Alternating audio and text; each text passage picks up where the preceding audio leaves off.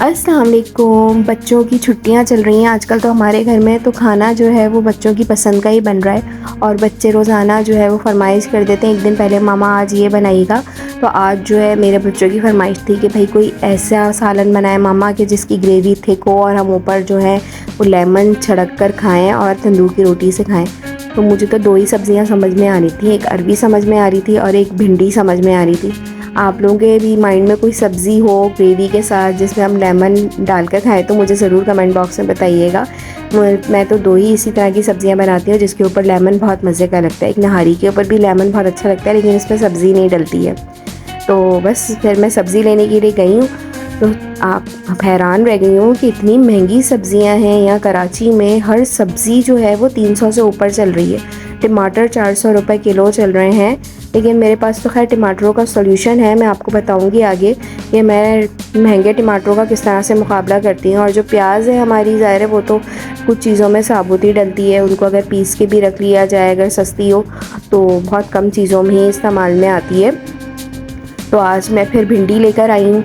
300 रुपये किलो थी, लेकिन मैंने जो है वो सालन में डालनी थी तो मैं छोटी बड़ी लेकर आई हूँ। वैसे तो अमूमन सालन में छोटे साइज़ की भिंडी डलती है, लेकिन कुछ बड़ी भी आ गई। मैंने कहा चलो जो है वो फिर ले लिया आता है। सब्ज़ी इतनी रखी हुई भी नहीं थी स्टोर में, तो ये मेरी तकरीबन मुनासिब पड़ गई थी मुझे, क्योंकि भिंडियों का वज़न इतना ज़्यादा नहीं होता है। चलो आज की हंडिया तो अच्छी सी रेडी हो गई।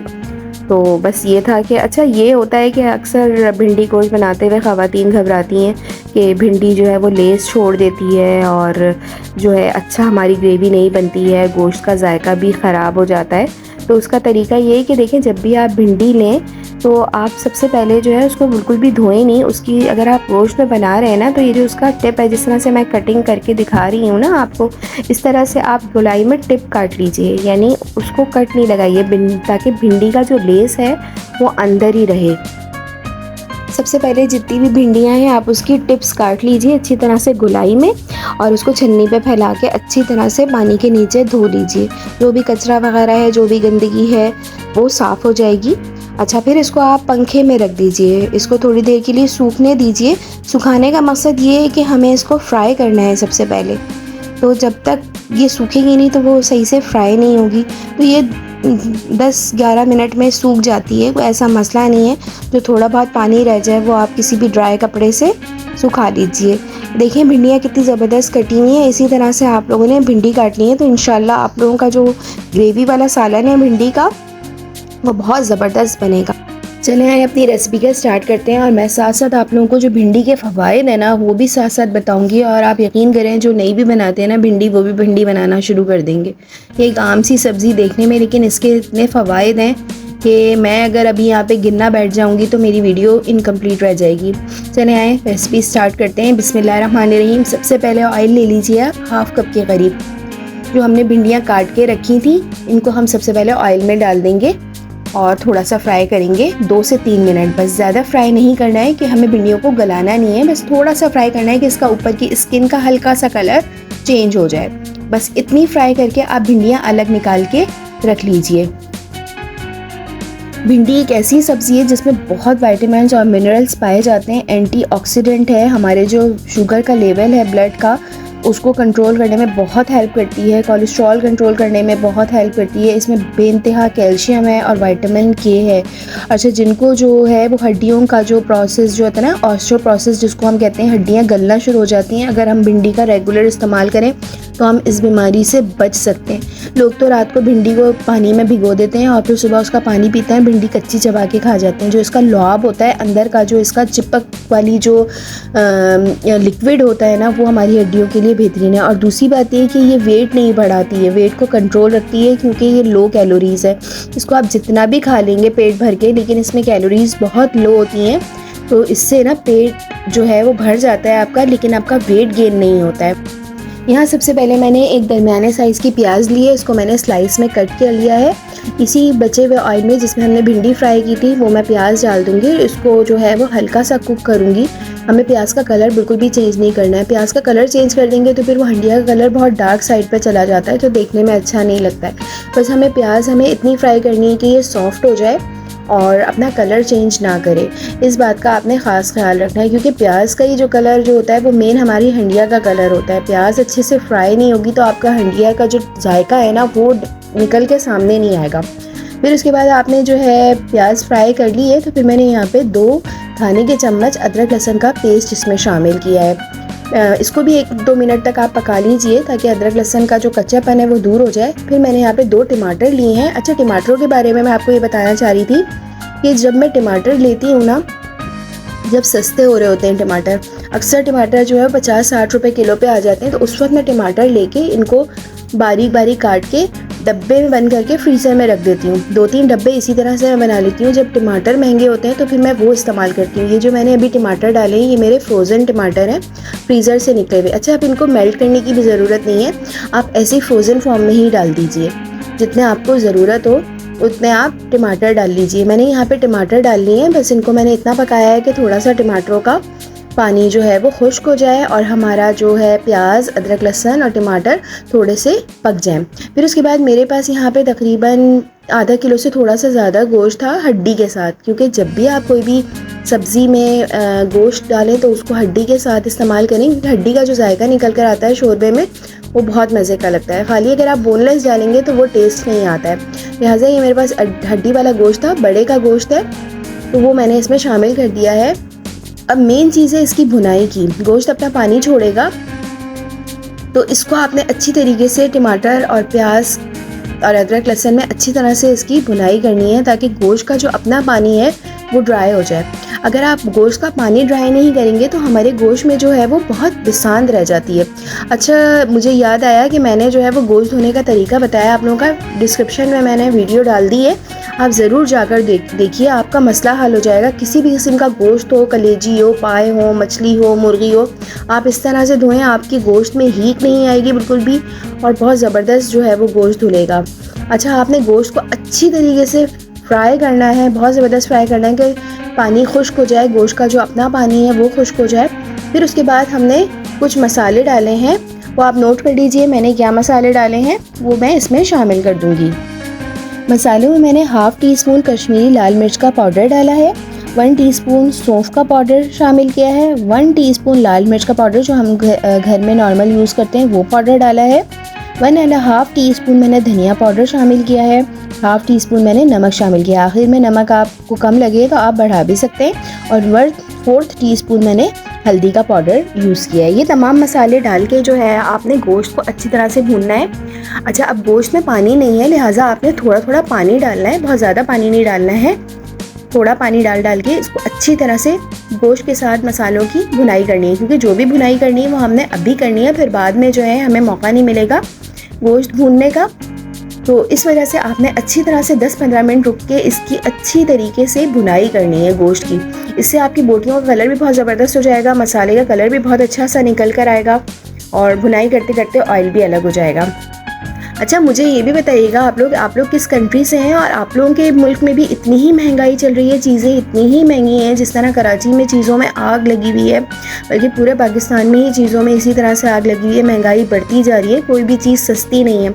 तो आप लोग अपने मुल्क का हाल बताइएगा कि क्या सूरत हाल है, आप लोग भी इसी तरह से महंगी ग्रॉसरी ले रहे हैं या महंगी शॉपिंग कर रहे हैं? मुश्किल हो गया है यहाँ पर, बहुत ज़्यादा जो है वो घरेलू जो सब्ज़ी है वो भी अच्छी खासी महंगी मिल रही है यहाँ पे।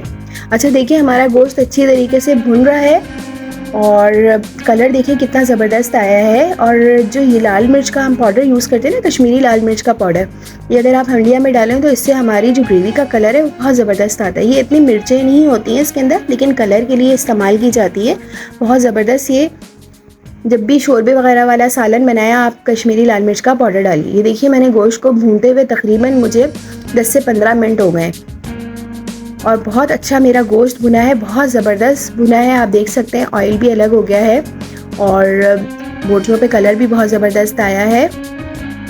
बस इस पोजीशन पे यहाँ पर मैं पानी शामिल करूँगी गोश्त गलाने के लिए। अच्छा, आप हमेशा ये याद रखिएगा जब भी आप बीच में पानी डालें तो उसको गर्म करके डालें, आप ठंडा पानी इसमें बिल्कुल भी नहीं डालें, क्योंकि टेम्परेचर भी हमारा काफ़ी हाई है। गोश्त पे अगर आप ठंडा पानी डालेंगे ना तो आपका गोश्त अकड़ जाएगा। तो आप इस बात का ध्यान रखा करें कि जब भी आप हंडिया के बीच में पानी शामिल करें उसको अलग पतीली में पहले गर्म कर लीजिए और फिर उसके बाद वो पानी शामिल कीजिए। अब मैं यहाँ पे 1 से 1.5 गिलास के करीब पानी शामिल करूँगी और 2-3 मैंने हरी मिर्चें भी शामिल कर दी हैं मोटी वाली, इससे ज़रा शोरबे में टेस्ट बहुत ज़बरदस्त आ जाता है। पानी शामिल करने के बाद जो है वो अब इसको मैं जो है तकरीबन 1 से 1.5 घंटे के लिए दम पे छोड़ दूँगी, क्योंकि बड़े का गोश्त है थोड़ा सा टाइम लगाता है और बोटियाँ भी हमारी बड़ी बड़ी हैं, तो लिहाजा 1.5 से 2 घंटे तो लगेंगे गोश्त को गलने में। लिहाजा मेरा जो ये है 1.25 घंटे लगे थे इसको अच्छी तरह से कुक होने में। सॉफ्ट बोटी गली भी होनी चाहिए आपकी, बिल्कुल ज़बरदस्ती कच्ची नहीं रहनी चाहिए। लिहाजा 2 घंटे के लिए मैं इसको हल्की आंच पे दम पे रख दूँगी। इस तरह से जो है वो आपको जितनी ग्रेवी रखनी हो वो आप ग्रेवी रख लीजिएगा, जितनी भी आपको थिक ग्रेवी रखनी हो। इस तरह से हमारा गोश्त पक के रेडी हो जाएगा। बस 2 घंटे के लिए अब हमें इसकी भुनाई वगैरह कुछ भी नहीं करनी है। 2 घंटे के लिए आप इसको ढक के रख दीजिए। हंडिया को दम पे रखने के बाद बीच में 2-3 दफ़ा चम्मच ज़रूर चलाइएगा। देखिए हमारी हंडिया को पकते हुए तकरीबन 1.25 घंटे हो चुके हैं और आप देख सकते हैं हमारे जो है वो गोश्त बहुत अच्छे से गल चुका है, रोगन भी ऊपर आ चुका है और ग्रेवी की कंसिस्टेंसी भी बहुत ज़बरदस्त है। बस हमें इस तरह की कंसिस्टेंसी की ग्रेवी रखनी है। देखिए आप देख सकते हैं कि कितना ज़बरदस्त कलर आया है इसका और बिल्कुल ऐसा लग रहा है कि नहारी है। आखिर में जो भिंडियाँ हमने फ्राई करके रखी थी ना, इस पोजीशन पे हम ये भिंडियाँ डाल देंगे और इसको सिर्फ 10 मिनट्स के लिए हम हल्की आंच पे रखेंगे ताकि भिंडी का जो कच्चापन है वो दूर हो जाए और भिंडी का जो जायका है वो हमारे शोरबे में शामिल हो जाए। फिर आखिर में इसके हम तड़का तैयार करेंगे, वो ज़रूर देखिएगा। इसका तड़का जो आप इसके ऊपर डालेंगे उससे इसका मज़ा और दोबाला हो जाएगा। लिहाजा अभी रेसिपी ख़त्म नहीं हुई है, अभी रेसिपी कंटिन्यू है। अच्छा, अक्सर लोग जब भिंडी गोश्त बनाते हैं तो वो यहीं पर ही अपनी रेसिपी स्टॉप कर देते हैं ऊपर से गरम मसाला डाल के, लेकिन ये मेरी अम्मी की रेसिपी है। वो हमेशा जब भी भिंडी गोश्त बनाती हैं वो यही करती हैं कि इसका तड़का तैयार करती हैं। एक दरमियाने साइज़ की बहुत छोटी सी प्याज ले लीजिए, इसको स्लाइस में काट लीजिए और थोड़े से तेल गरम करके प्याज को इसके अंदर डाल दीजिए। प्याज को आपने गोल्डन ब्राउन करना है, जिस तरह हम तड़के की प्याज रेडी करते हैं। अच्छा, जब हमारी प्याज अच्छे से रेडी हो जाएगी तो यहाँ पर 1/2 टीस्पून गरम मसाला लीजिए और वो तड़के वाले तेल में ही शामिल कर दीजिए। ऑयल काफ़ी गर्म है, चूल्हा बंद कर दीजिएगा, ऐसा ना हो कि आपका गरम मसाला जल जाए। तो हमारा जो ऑयल गर्म है इसी में ही हमारा गरम मसाला भी फ्राई हो जाएगा। आप ये करके देखिएगा कि आप अलग से गरम मसाला सालन में छिड़कने के बजाय आप तड़के में ही गरम मसाला शामिल करके अब वो आप तड़का आप अगर हंडिया में लगाएंगे तो इससे आपका जो ग्रेवी का फ्लेवर है वो मज़ीद दुबाला हो जाएगा। तो इस तरह से आप करके देखिएगा। तो मैं भी अब यही करती हूँ और इसी तरह से मैं तड़का लगाती हूँ। अरबी गोश्त में भी इसी तरह से ही मैं तड़का आखिर में लगाती हूँ। लिहाजा आप लोग इसी तरह से तड़का लगाइएगा और अपनी हंडिया में ये तड़का शामिल कीजिए और फिर आप हंडिया की खुशबू देखिए, इसका लुक देखिए। बहुत मज़े का ये सालन रेडी होता है। इसको तंदूर की रोटी के साथ खाएँ, चपाती के साथ खाएँ, बॉयल्ड राइस के साथ खाएँ। बहुत मज़े का ये सब्ज़ी का सालन रेडी होता है और बहुत मज़ेदार इसमें से खुशबू आ रही है। होता है, लेस भी बिल्कुल भी नहीं होता है इसके अंदर और भिंडी का जायका भी अपनी जगह होता है। तो आप इस तरह से सालन रेडी कीजिए और बच्चे बड़े सब बहुत शौक़ से खाते हैं। मेरे घर के बच्चे तो बहुत शौक़ से खाते हैं। हालांकि बच्चे सब्जियों से दूर भागते हैं, लेकिन भिंडी गोश्त वगैरह और इस तरह से आहिस्ता आहिस्ता अब उन्होंने खाना शुरू कर दी हैं और इसके ऊपर लेमन डाल के खाया जाता है। बहुत मज़े की ग्रेवी बनती है।